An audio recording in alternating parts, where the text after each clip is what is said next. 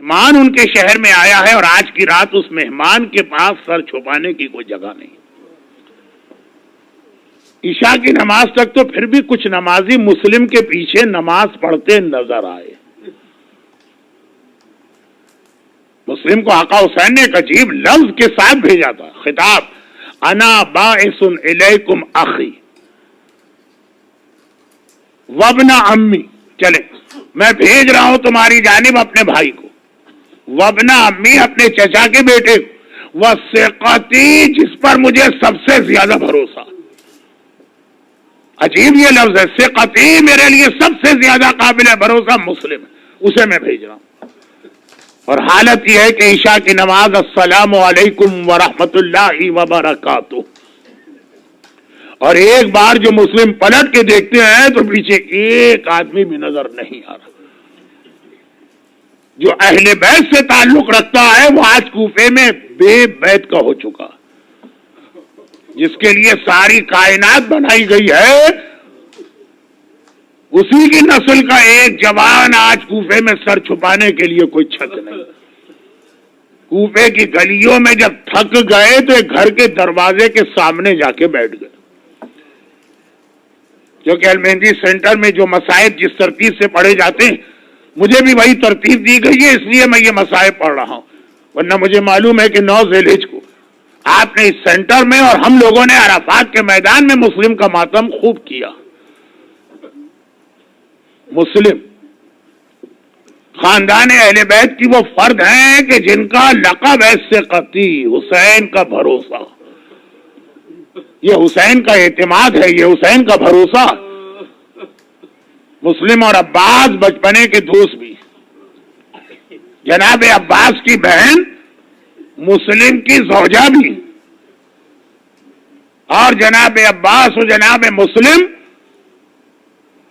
آزاداری کے شعائر میں 2 اہم ترین شعائر کے وجود کا سبب بھی. ہمارے یہاں آزاداری ہوتی ہے. خطیب اعظم مرحوم مولانا غلام عسکری صاحب اکثر یہ جملے پڑھا کرتے تھے. 2 ہی چیزیں آزاداری میں ہیں, مجلس اور جلوس. مجلس بغیر سنت مسلم کے نہیں ہو سکتی, جلوس بغیر سنت عباس کے نہیں ہو سکتا. جلوس نکلتے ہیں, یہاں بھی نکلتے ہیں, لیکن آپ جہاں سے آئے ہیں اور اب جو کثیر تعداد میں ہمارے مومن خود کربلا جا کے جلوس آزا دیکھیں گے. جلوس میں گہوارہ بھی ہوتا ہے, تابوت بھی ہوتا ہے, کچھ علاقوں میں ذوالجناح بھی ہوتا ہے, علم بھی ہوتا ہے, لیکن جلوس چھوٹے اور بڑے. کسی میں ساری چیزیں ہوتی ہیں, کسی میں 2 چیزیں ہوتی ہیں, کسی میں 3 چیزیں ہوتی ہیں. کہیں گہوارہ نہیں ہے, خالی ذوالجناح, تابوت اور علم. کہیں تابوت بھی نہیں ہے, ذوالجناح بھی نہیں ہے, خالی تابوت و علم. اس سے بھی چھوٹے جلوس ہوتے ہیں جو گھر کی مجلس کے بعد لوگ نکال لیتے ہیں, اس میں تابوت بھی نہیں. لیکن جلوس کوئی ایسا نہیں ہوگا جس میں عباس کا علم نہ ہو. تابوت کے بغیر جلوس ہو سکتا, ذوالجناح کے بغیر جلوس ہو سکتا, گہوارے کے بغیر جلوس ہو سکتا ہے, علم عباس کے بغیر جلوس نہیں ہو سکتا. اور مجلس ہماری کوئی بھی کیوں نہ ہو, جب تک کہ آخر میں زیارت حسین نہ پڑھی جائے کبھی مجلس مکمل نہیں ہوتی. یہ سنت مسلم ہے. وہ سنت عباس ہے, جلوس اور علم عباس, اور یہ سنت مسلم. کیونکہ 9 ذی الحجہ کو آپ نے سارے مصائب سن لیے, اس لیے میں اس وقت مصائب کو بہت مختصر رکھوں. اور یہ مسلم کی کب کی سنت ہے؟ زیارت کو مسلم نے کب سنت بنایا ہمارے اور آپ کے لیے؟ جب طوعا کے گھر میں مسلم کو پناہ تو مل گئی, اور ساری رات مسلم نے طوعا کے گھر میں گزاری. طوعا کا اپنا بیٹا, یہ میری آگے والی ایک تقریر کا بہت اہم حصہ بنے گا. طوعا کا اپنا بیٹا دشمن اہل بیت جا کے خبر دیتا. فجر کی نماز پڑھ کے مسلم فارغ ہوئے اور ایک مرتبہ فوجوں کی آمد کی آواز آئی. بس جیسے ہی مسلم نے سنا تلوار لے کے گھر سے باہر نکلنے لگے. وہ ضعیفہ طوعا گھبرا کے کہتی ہے آقا کہاں چلے؟ کہا کہ یہ فوج آ رہی ہے, مجھے اس کا مقابلہ کرنا. حیدر کرار کا داماد ہے, ایک مرتبہ مجھے ان سے جنگ کرنا. طوعا نے کہا آقا کھلے میں آپ اکیلے, اتنا بڑا لشکر, جنگ مشکل ہے. آپ میرے گھر میں بیٹھ کر جنگ کریں, یہاں پھر بھی دشمن کا مقابلہ آسان ہے. عجیب جواب دیا. مسلم نے کہا اے طوعا مجھے پتا ہے یہ بے حیا فوج رکے گی نہیں, یہ میری وجہ سے تیرے گھر میں داخل ہو جائے گی. مسلم یہ برداشت نہیں کر سکتا کہ میری وجہ سے کسی ضعیفہ کا حجاب بھی متاثر ہو. اے مسلم کاش آپ کربلا کی شام غریبہ ہوتے. آج ایک طوعا کے حجاب کا اتنا خیال کہ آپ دشمنوں کے درمیان جا رہے, وہ تو محمد کی نواسی ہے, علی اور فاطمہ کی بیٹی ہے, ارے آپ کی شہزادی زینب ہے. یہ آپ کی شہزادی زینب کا جملہ یاد رکھیے, یہ مصائب کا آخری وہ ٹکڑا ہوگا. ایک بار مسلم نے مقابلہ شروع کیا. عجیب جواب محمد ابن اشعث ابن قیس نے دیا.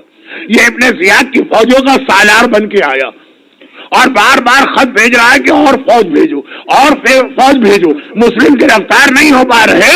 آخر ابن زیاد گھبرا گیا, کہا ایک اکیلے کو پکڑنے گئے ہو اور اتنی فوجیں مانگ رہے ہو. عجیب جواب تھا. ایک بار ابن زیاد کا سالار کہتا ہے اے ابن زیاد میں کوفے کے کسی بنیے یا بقال کو پکڑنے نہیں گیا, میں شیر خدا کے داماد کو گرفتار کرنے جا رہا ہوں. ساری فوجوں کے بعد بھی اگر گرفتار کر لوں تو غنیمت ہے. اور واقعاً گرفتار نہ کر پایا, وہ تو ایک گڑھا کھودا گیا. دھوکے سے مسلم کو گڑھے میں گرایا گیا اور مسلم قید ہو کے ابن زیاد کے سامنے آ گئے. بس آخری 3 جملے ہیں اور اس کے حوالے سے 3 وضاحتیں. مسلم ابن زیاد کے سامنے گرفتار ہو کے آ گئے. اب ایک روایت سنیے.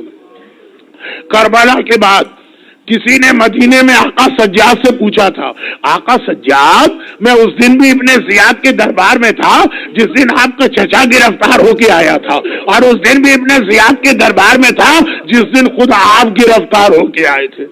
مولا آپ کے چچا بہت بہادر ہیں, لیکن آپ امام وقت ان سے زیادہ بہادر. پھر یہ فرق کیوں ہو گیا؟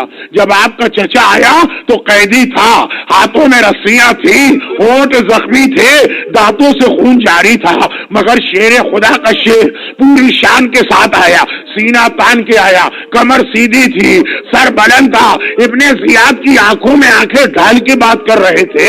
لیکن مولا جب آپ آئے تو ایک مرتبہ سر جھکا ہوا ہے, نگاہیں زمین پر ہیں, سینہ سکڑا ہوا ہے, کمر جھکی ہوئی ہے. مولا آپ تو اپنے چچا سے زیادہ بہادر. ہائے میرا آقا سجاد, ایک بار تڑپ کے کہا اور تو نے یہ غور نہ کیا, میرا چچا اکیلے آیا تھا, لیکن جب میں آیا تھا محمد کی نواسیاں, علی اور فاطمہ کی بیٹیاں, ارے میری بہنیں, ماں اور پھوپھیاں میرے پیچھے پیچھے ننگے سر بلوائے عام میں لائی جا رہی ہیں. شیر خدا کے شیر نے سینہ تان کے بات کی اور آخر میں فیصلہ ہوا کہ مسلم کو شہید کیا جائے. دارالامارہ کی چھت پہ پہنچے. اب وہ دارالامارہ نیست و نابود ہو چکا ہے, لیکن آج بھی مسجد کوفہ کے پیچھے اس کا میدان ہے اور بورڈ لگا ہے. چھت پر پہنچے, مسلم نے حسرت سے چاروں طرف دیکھا. کربلا کا ہر شہید جب میدان میں گیا تھا نا تو آقا کو سلام کر کے گیا تھا. مسلم نے چاروں طرف دیکھا, ارے آقا سے کتنا دور ہوں, آقا نظر نہیں آ رہا, آقا تو راہ مکہ میں ہے. لیکن ایک بار مسلم نے مکے کا رخ کیا, آواز دی السلام علیکم یا ابا عبداللہ, السلام علیکم یا ابن رسول اللہ. بتا دیا, اے چاہنے والے اگر تو ایمان سے دور ہو تو گھبرانا نہیں, فاصلے سلام میں رکاوٹ نہیں بنتے، جہاں پہ کھڑا ہے وہیں سے سلام کر۔ اور حسینی قافلہ کوفے کی جانب آ رہا ہے، حسین اپنی جگہ سے کھڑے ہوئے، ایک بار کوفے کا رخ کیا، وعلیک السلام یا اخی مسلم، اور اے میرے مظلوم بھائی مسلم، تم بھی حسین کا سلام لو۔ یہ خبر ابھی قافلے والوں کو نہیں ملی۔ میں آخری روایت کوئی اور پڑھ رہا ہوں، مسلم کی گردن پہ تلوار چلی، ایک بار سر الگ ہو کے گرا، بے سر کا لاشا الگ گرا، بے سر کا لاشا کوفے کی گلیوں میں 3 دن گھسیٹا گیا اور کٹا سر دارالعمارہ کے دروازے پہ لٹکایا گیا۔ 3 دن کے بعد اس بے سر کے لاشے پہ کیا گزری، بس اب جملہ سن لیجئے، کربلا کا واقعہ ہو گیا۔ 11 محرم کو سیدانیوں کا لٹا قافلہ قیدی بن کے کوفے کی جانب چلا، ایک بار یہ قافلہ کوفے میں داخل ہو رہا ہے، زینب نے سنا، بالوں سے چہرہ چھپائے، علی کی بیٹی سر جھکائے بے محمل کی ہماری پر بیٹھی ہے، ایک بار زینب نے سنا کوئی میرے بھیا کو سلام کر رہا، السلام علیکم یا ابن رسول اللہ، اے رسول کے بیٹے میرا سلام لیجئے۔ زینب گھبرا گئی، یہ دشمنوں کے شہر میں میرے بھائی کو کس نے سلام کیا؟ چہرہ اٹھایا، دائیں بائیں دیکھا، کوئی نظر نہ آیا، دوسرا سلام زینب کے نام آیا، السلام علیکی یا بنت رسول اللہ، اے رسول کی بیٹی میرا سلام لیجیے۔ اب زینب نے پہچانا، کوفے کے دروازے پر ایک بے سر کا لاشا لٹک رہا ہے اور اس سے سلام کی آواز آئی۔ گھبرا کے زینب کہتی ہے، اے شہید راہ خدا، تو ہے کون جو میرے بھائی کو اور مجھے سلام کر رہا؟ لاشے میں سے آواز آئی، بے سر کے لاشوں سے آواز آئی، شہزادی آپ نے اپنے غلام کو نہیں پہچانا، انا مسلم ابن عقیل، ارے میں آپ کا بھائی مسلم، 1 مہینے سے کوفے کے دروازے پہ آپ کا انتظار کر رہا ہوں۔ اجرکم اللہ، پروردگارا راہ خدا کے اس مسافر شہید کے اس بے سر کے لاشے کا واسطہ، دنیا بھر کے صاحبان ایمان، خاص طور پر جن علاقوں کے نام آج کی مجلس میں لے لیے گئے، دنیا بھر کے صاحبان ایمان، ان کی جان، مال، عزت، آبرو، اولاد اور ایمان کی حفاظت فرما، اور یہ ظلم